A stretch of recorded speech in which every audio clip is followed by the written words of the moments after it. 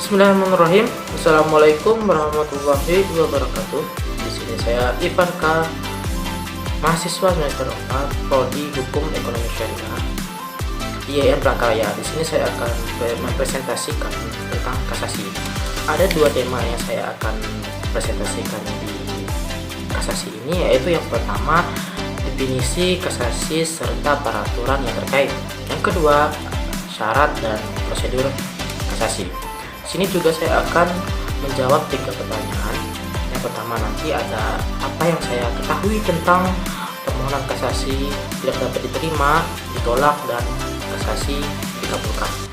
Terus yang kedua itu mengapa sebuah kasus sampai pada tingkat kasasi.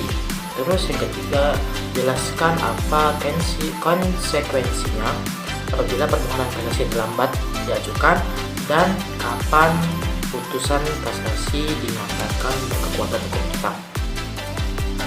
Selanjutnya saya akan menjelaskan tentang definisi kasasi serta peraturan yang terkait. Dalam Undang-Undang Nomor 5 2004, kasasi adalah pembatalan putusan atas penetapan pengadilan dari semua lingkungan peradilan dalam tingkat peradilan akhir.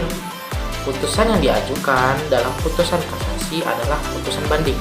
Alasan dipergunakan dalam permohonan kasasi yang ditentukan dalam pasal 30 Undang-Undang Nomor 14 Tahun 1985 JOB. Selanjutnya, syarat dan prosedur kasasi. Yang pertama itu syarat. Apa aja sih syarat yang harus dipenuhi untuk mengajukan kasasi? Yang pertama itu kasasi itu diajukan oleh pihak yang berhak mengajukan kasasi.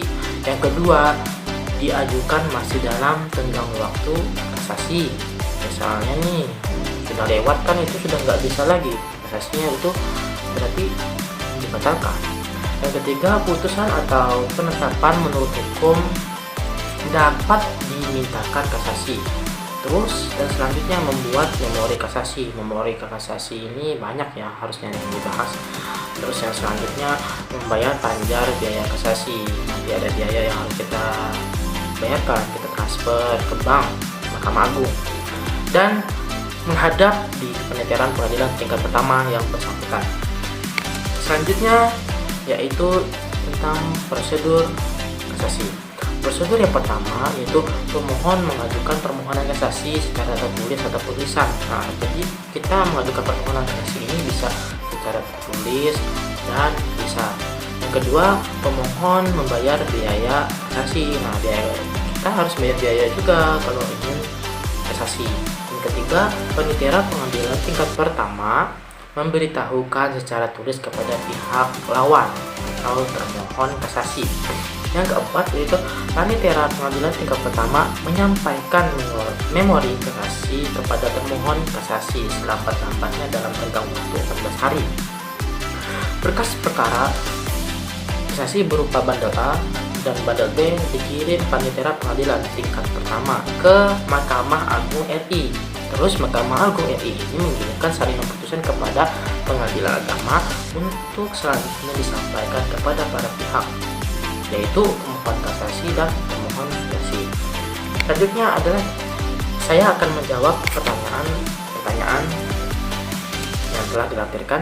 Pertanyaan yang pertama yaitu tentang apa yang Anda ketahui tentang permohonan kasasi tidak dapat diterima.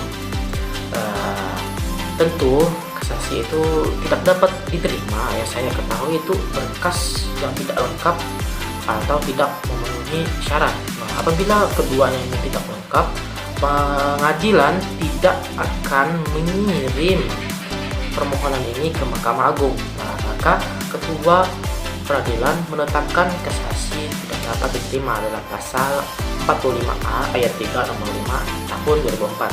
Terus tentang permohonan kasasi ditolak, kasasi juga dapat ditolak apabila alasan yang diajukan bertentangan dengan hukum, sedangkan judek faksi sudah benar dalam menerapkan hukum, atau segala hal yang diajukan dalam risalah kasasi tidak mendukung putusan yang telah diambil oleh judek faksi. Artinya segala hal yang berkaitan dengan hukum.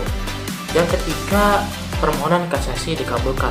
Tentu menurut saya apabila permohonan kasasi itu dikabulkan, tidak bertentangan dengan perihal yang di atas. Nah, jadi apabila semua berkasnya lengkap, terus memenuhi syarat, tidak ada masalah yang bertentangan dengan hukum, maka permohonan kasasi itu dikabulkan. Terus pertanyaan yang kedua, mengapa sebuah kasus bisa sampai pada tingkat kasasi? Salah menerapkan atau melanggar hukum itu bisa membawa kasus itu pada tingkat kasasi, yaitu lalai memenuhi syarat-syarat yang diwajibkan oleh perundang-undangan yang mengancam kelalaian itu dengan batalnya putusan yang bersangkutan. Terus pertanyaan yang terakhir atau yang ketiga, jelaskan apa konsekuensinya apabila permohonan kasasi terlambat diajukan dan kapan putusan kasasi dinyatakan berkekuatan hukum tetap. Permohonan kasasi yang melampaui tenggang waktu, konsekuensinya apabila terlambat tersebut di atas tidak dapat diterima dan berkas perkaranya tidak dikirimkan ke Mahkamah Agung dengan penetapan Ketua Pengadilan pasal 45A Undang-Undang Nomor 5 Tahun 2004. Dan kapan putusan kasasi dinyatakan berkekuatan hukum tetap? Putusan tersebut akan dinyatakan BHT berkekuatan hukum tetap pada saat diputus dan diucapkan oleh Mahkamah Agung pada sidang yang terbuka untuk umum. Mungkin ini saja yang dapat saya presentasikan. Salah bila maupun dalam segi pembicaraan atau omongan, saya mohon maaf. Wassalamualaikum warahmatullahi wabarakatuh.